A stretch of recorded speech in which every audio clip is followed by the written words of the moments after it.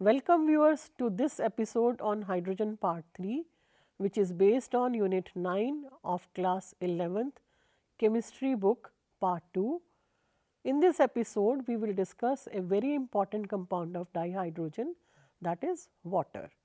Here, we will explain the physical and chemical properties of water as well as hard water and soft water.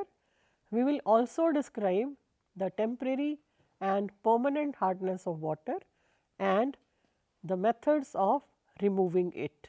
You are all familiar with water and its importance. It is required by all life forms for survival. The human body has about 65% water and some plants have about 95% water. Water is a great solvent.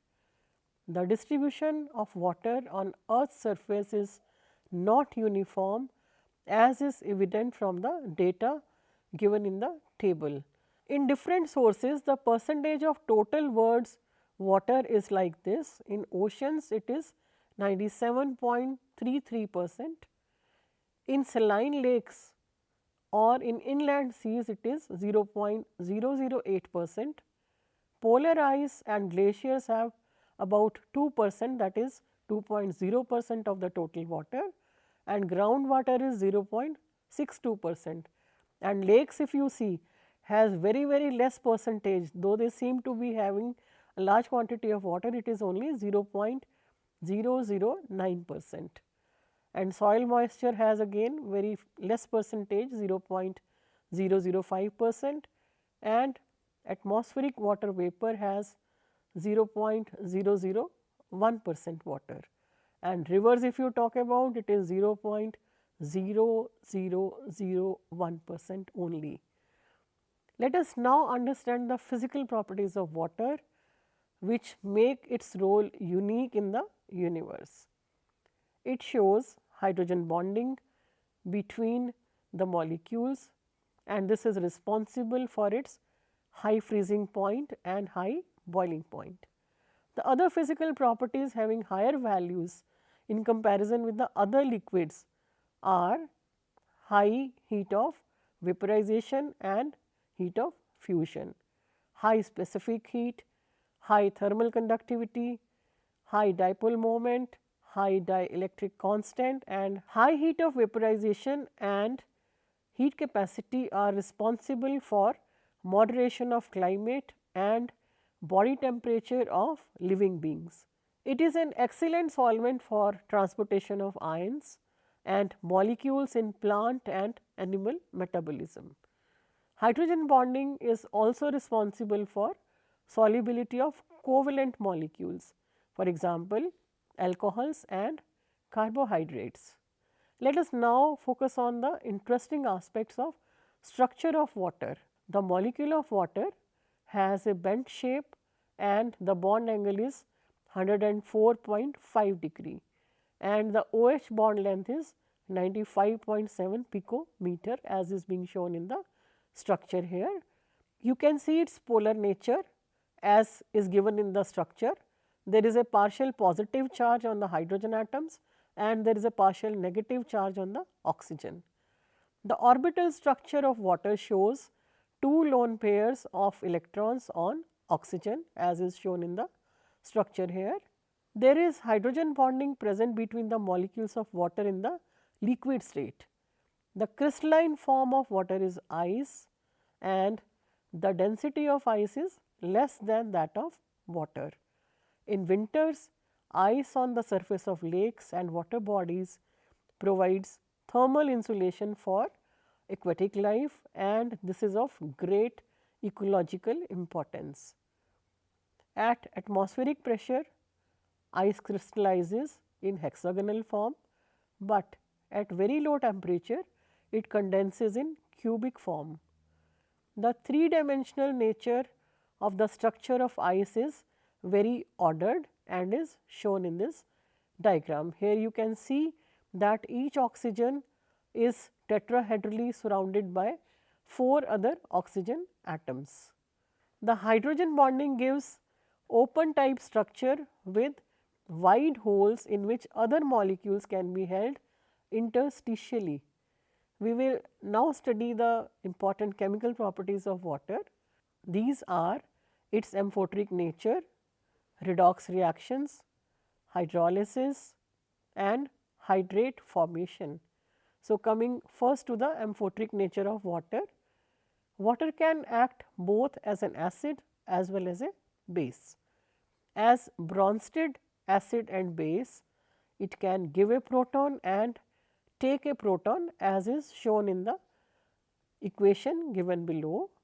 Water can give a proton to a base like ammonia as shown in the equation below, and water can also protonate hydrogen sulfide, and you will be getting a hydronium ion in that case plus the anion in the aqueous medium. The autoprotolysis or self ionization of water shows the following equilibrium in which one water molecule gives a proton which is taken up by another molecule. Here you can see one water molecule is giving a proton to the other molecule, that means it is behaving as an acid, and the molecule which is getting a proton is behaving as a base, and after giving the proton what is left is OH minus ion which is basic, and this is called the base or the conjugate base corresponding to the first molecule of water which is shown as an acid 1 here, and the corresponding base which is the conjugate base pair forming with this acid 1 is denoted here by base 1. Similarly, there is a conjugate acid base pair where the second molecule of water is acting as a base receiving a proton from the first molecule of water which was acting as acid 1, and this second molecule of water is receiving a proton and getting converted to the H3O plus hydronium ion which is acidic and is being labeled as acid 2, which is now forming another conjugate acid base pair. Now, let us talk about its redox reactions. Water can easily be reduced to dihydrogen with highly electropositive metals.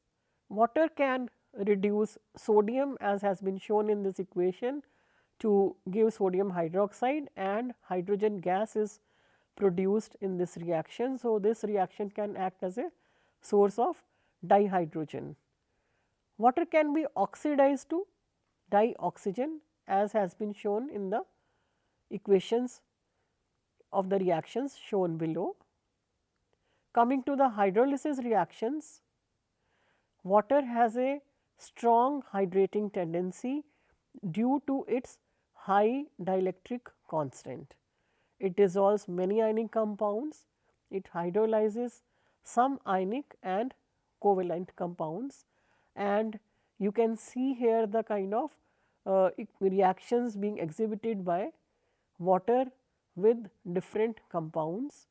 Coming to the formation of hydrates, many salts can be crystallized from their aqueous solutions as hydrated salts. There are 3 examples shown here, wherein you can see that in the first case it forms a part of coordination sphere, and in the second case there is a water association with the barium oxide, and in the third case it is a hydrated copper sulphate, you can see having 5 water molecules associated with copper sulphate. After understanding the chemical properties of water, let us now know what is hard water and what is soft water.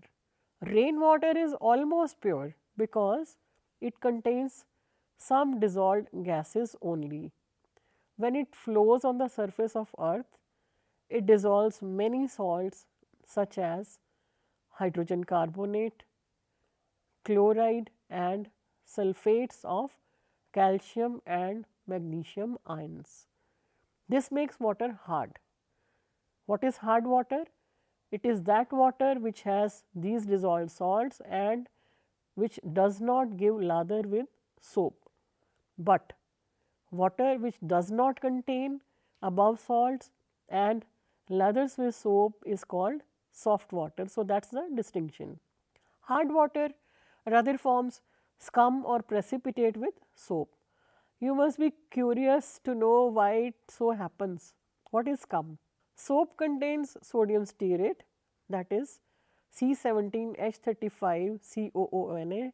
So, this is a carboxylate salt, sodium salt exactly, of stearic acid, which reacts with calcium or magnesium ions present in the soap to give either calcium stearate or magnesium stearate, which are obtained as precipitate or scum, and the corresponding reaction is shown here. You can see that the magnesium and calcium ions have replaced sodium ions in the sodium stearate, and the scum formed has been shown on the right side as a precipitate.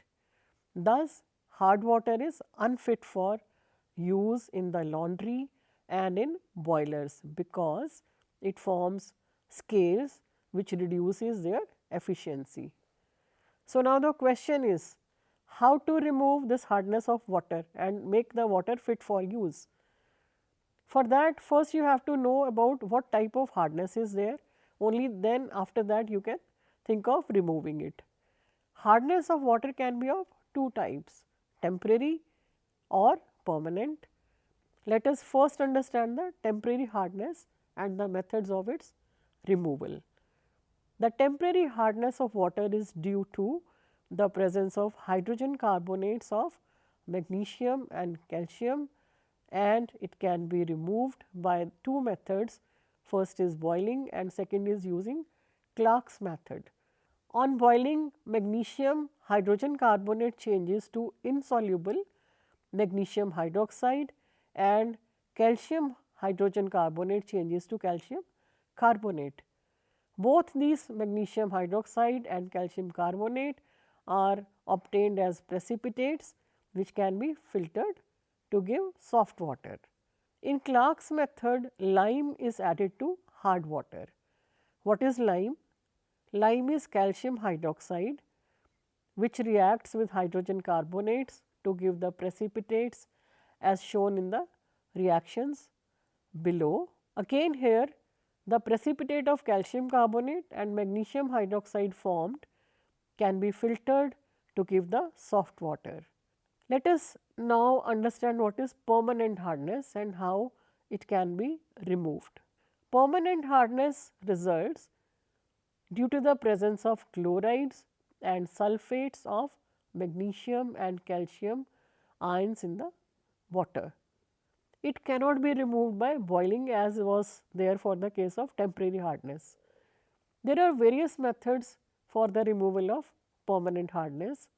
These are treatment with washing soda, that is sodium carbonate, second is Culligan method, third is ion exchange method, and fourth is synthetic resin method.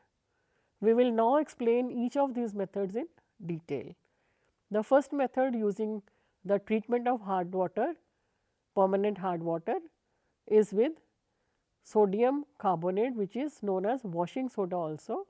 It converts the soluble chlorides and sulfates of magnesium and calcium to their insoluble carbonates, as is shown in the reactions here.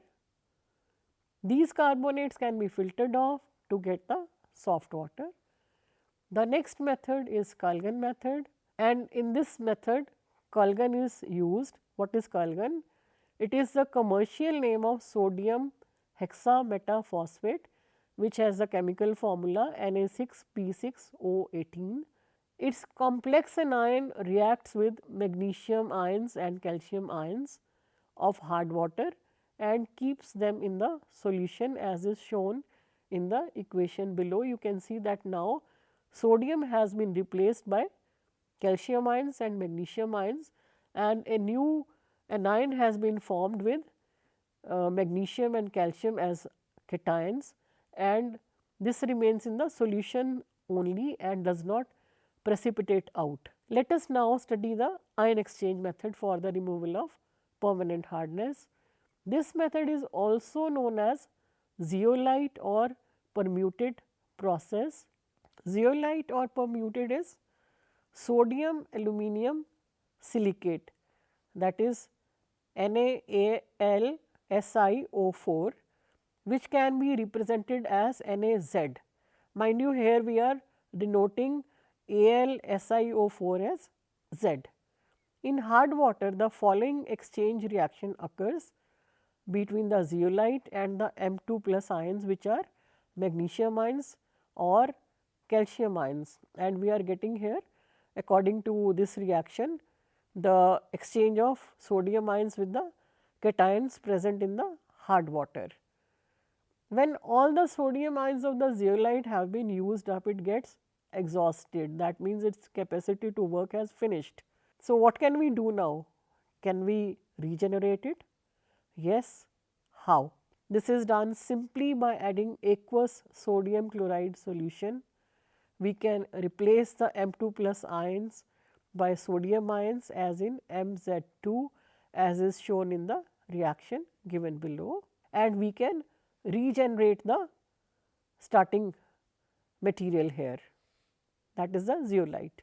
We can also use another method for removing permanent hardness of water, which is more efficient than zeolite method we just discussed. It involves the use of synthetic ion exchangers and is known as synthetic resin method. Cation exchange resins contain large organic molecules with minus SO3 group and are water insoluble. On treatment with sodium chloride, it changes to R minus Na plus, where R minus is the anion of the resin. In hard water, Na plus of exchange resin is exchanged with the cations calcium 2 plus and magnesium 2 plus, and you can see that here sodium has been replaced by the M2 plus cations. Again, the exhausted resin can be regenerated by adding aqueous sodium chloride solution. Thus, by taking cation exchange resin in the RH form, we can exchange all the cations of the type Na plus, Mg2 plus, calcium 2 plus, etc., which leads to the release of H plus ions in the water, making it acidic. Similarly, we can carry out the exchange of anions by using anion exchange resin in the minus OH form. According to this reaction, here by using this resin, minus OH ions get replaced by anions present in the hard water. Which anions? These anions are chloride ions, sulphate ions or hydrogen carbonate ions, etc. And according to this equation, these are getting exchanged with the minus OH ions present in the resin, and we are getting in the product minus OH ions. Here water is formed according to the reaction shown, where H plus ions are coming from the cation exchange resin and OH minus ions are coming from the anion exchange resin. The cation and anion exchange resins can be regenerated by adding dilute acid and dilute alkali solutions respectively. Thus, by this process we are able to get demineralized or deionized water. I hope you found these methods of softening water very interesting. Let us now sum up what we have learnt in this episode. Water has unique properties and plays a key role in the biosphere. It is crucial for survival of all life forms. Water is amphoteric in nature and can undergo redox and hydrolysis reactions. It is also present in the form of hydrated crystalline salts. The temporary hardness of water is caused by the presence of hydrogen carbonates of calcium and magnesium ions, while the chlorides and sulfates of calcium and magnesium ions cause permanent hardness of water. The temporary hardness can be removed by boiling or by Clark's method. The permanent hardness can be removed by treatment with sodium carbonate, that is washing soda, by Kalgan method, by ion exchange method and by synthetic resin method. Now, there are certain questions for you to answer. These are: number 1, what are different shapes of ice crystals? Very fascinating, just explore them. Second question is, what is the effect of polar nature of water on its physical properties? Third is, why organic and inorganic compounds dissolve in water? Explore more about purification of water by resins, which resins are used these days commercially.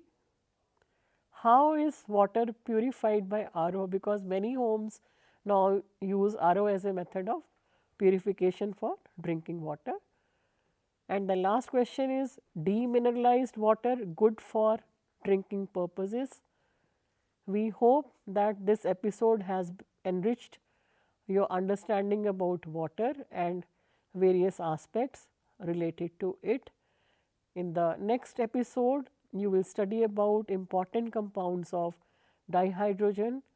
These are hydrogen peroxide, H2O2, and heavy water. We will also discuss there the uses of dihydrogen as a fuel, which is the demand of the day. I thank you for watching this episode.